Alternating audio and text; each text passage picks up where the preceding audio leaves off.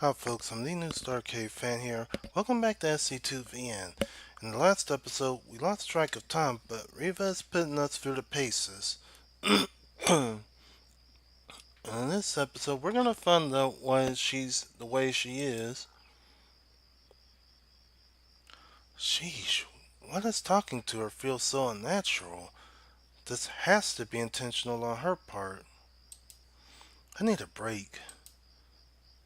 Your opponents will use every wasted moment to become better than you. Breaks are dangerous. That's a short one. I'm thirsty anyway. We'll be back on ladder with a vengeance afterwards. Hmm. Thirsty. I see. My fist clenches involuntarily as I reach for a can, nearly forcing me to knock it over. I offer Reva an exhausted look before cracking open my drink. Not to be outdone, I take a poised sip before glancing casually in her direction. So why do you pretend to be a guy on the internet?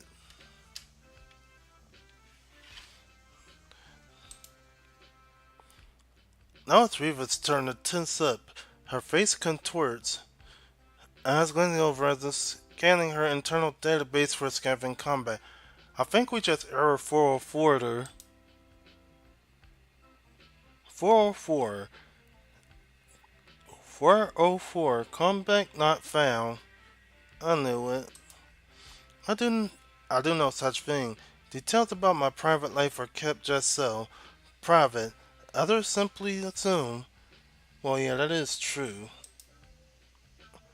Well, that's all coming to an end if we're gonna be on Team Enoch, isn't it?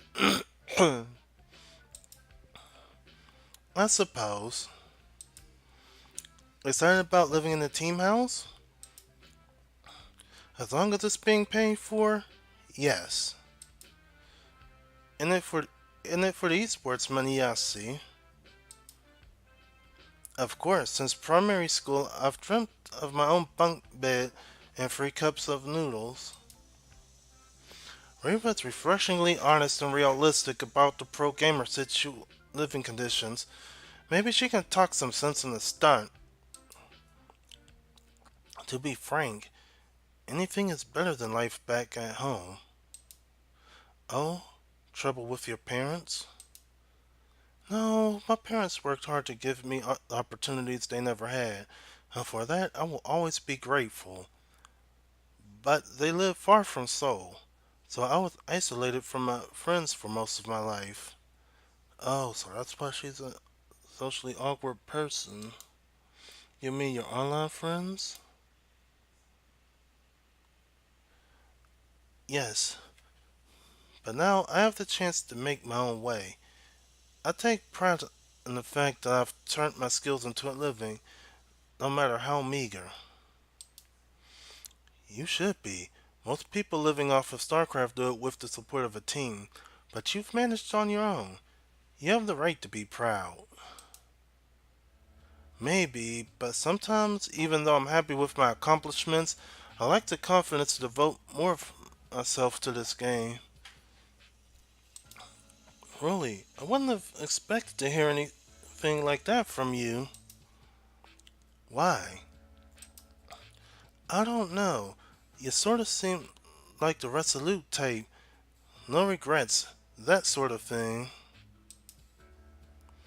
I'm bad at putting into words my impression of Reva, but she seems to understand what I mean by and nods the nod she offers. Oof. You're correct.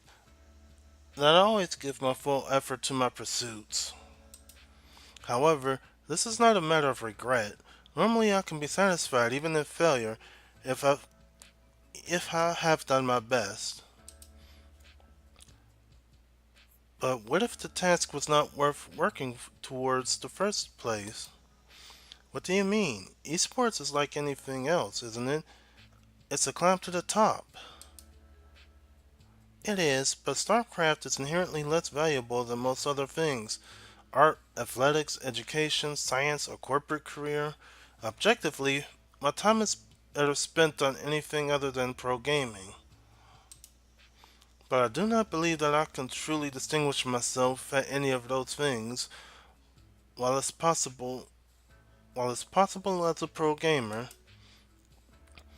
I was born in the right country. I am the correct age, and I have enough required talent. Even then, it's not logical for me to spend so much time and effort on what I should statistically prove unrewarding. Yet, I cannot bring myself to turn down the chance to compete. Reva doesn't even play to lose, she plays to win, even though she hates StarCraft. I have the same drive, so I can at least understand that. But do you really? But you really won't do something if you can't be the best at all? And the way you talk about your motivation? Do you even like StarCraft? No, I don't.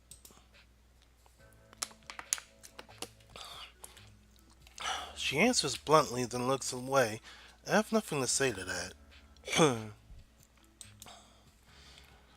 High level StarCraft isn't always fun in the traditional sense of the word, but it sounds like Reva genuinely doesn't enjoy the game.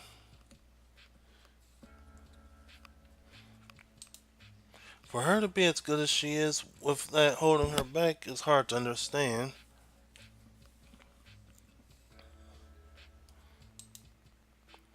StarCraft's greatest players have always credited their love of the game as a major factor in its success. How far can she hope to go without that advantage? With silence filling the space between us, Reva takes the opportunity to try out the drink I brought for her. On the first taste, she screws her face up and hurries to set it down. How can you stand something so sugary? I shrug. Since I don't have a good answer, it's not like I can explain why something tastes good. Yeah, you're used to the energy drinks. She's not. Where are you living if not with your parents? Do you know where the gushy one is? No way. Really? I learned that's a term I learned in one of my online lessons. If I remember correctly, it's an absurdly tiny type of apartment, literally the size of a closet, with a low price to match. Basically, if you look up where the Goshi one is, it's practically you have only just one place to barely move around, to barely sleep, and to barely have anything in it, but it's cheap and popular in South Korea and even in Japan because space is at a premium. I live at the edge of Seoul, so the rent isn't expensive. I pay with my winnings from online tournaments. Matches on the last week of every month, if I have not yet hit my quota, can be very stressful. That has been my life since I graduated from high school. Well, yeah, women in South Korea don't have to go through the service, I don't think. Damn, you don't mind the lack of space? I do. I'm enjoying the chance to stretch while it lasts. She demonstrates by falling back into my bed and fully extending her legs. I shake my head and try not to laugh.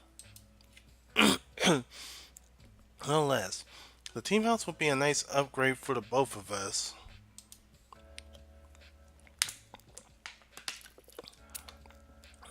Eva sits up and rests her arms on her knees. Break time is over. Return to the ladder.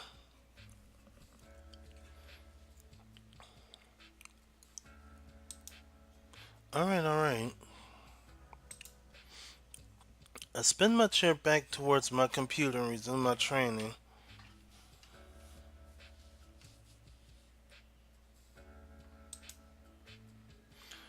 The blue light from my computer monitor shines on Reva's glasses. Her advice and my grumbling all that is said between us. The matches bleed into one another, one foe falling after another. I'm in a protoss slaying groove. Reva goes quiet in the middle of a particularly intense game, leaving only the sounds of my keyboard and mouse clicks to mingle with the game sounds blasting from my headphones. I managed to prolong my win streak with a multi-pronged attack. That forces my opponent to tap out with a triumphant grin. I push off the desk and turn. Boom, three in the... And find that Reva has fallen asleep on duty. Yeah, it's quite late. Well, that explains why she didn't point out that my drop ships were delayed. Is it really that late? I rest my hand against my cheek. Should I wake her up and tell her to go home? No, that's a douche move. She looks too peaceful for me to do that in good conscience. I can just sleep on the floor, I guess.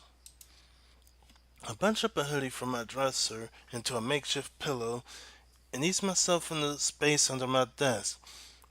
The ground isn't exactly comfortable, but with enough shifting around, I find a decent spot. Not long after, my eyelids grow heavy and sleep claims me.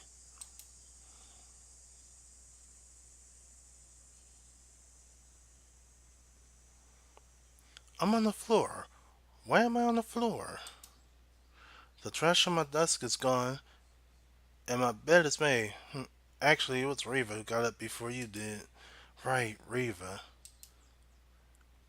When I stand, an ache in my back forces me to wince. It's nothing serious.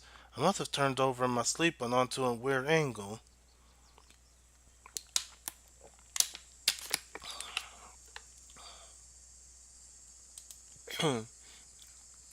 A text message from Reva wakes me when I check my phone for the time. She borrowed some of my clean clothes? Really? Well, at least she admitted it. The week ahead is going to be tough. 6 days probably isn't enough time to make any sort of serious breakthrough in terms of my mechanics or game sense. But it's long enough to craft a game plan that might edge out Bo. My biggest issue with the matchup is I have no idea what to expect from him. How does a Brute War player go about learning StarCraft 2? Maybe I should ask Jet or Axel. Whatever the case, the team is probably waiting for me at the Golden Zonefire. I should hurry over.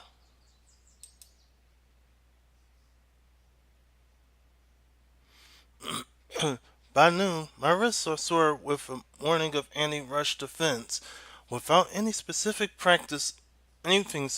to practice against, Stunt spammed me with game after game of proxy gates, common rushes, and one base all-ins. This is not going to work at all.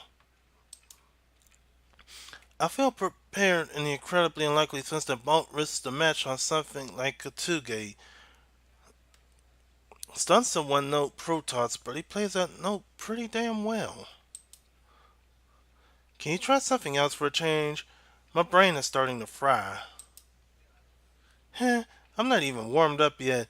You're only able to defend against these builds because you're expecting them.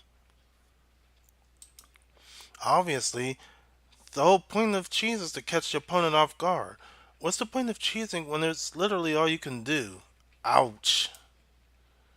You don't understand. Cheesing is an art that I will be the first to master. Seriously though, Monk needs to prepare for more than just your one base all-ins. Try playing standard for a change. And here's where I'm going to end it off. If you like everything that you've seen so far, don't forget to like, comment, and subscribe. It helps the channel out a lot. Anyway, I'm the new StarCadefan saying thanks for watching. Have a good day or night wherever you are, and bye for now.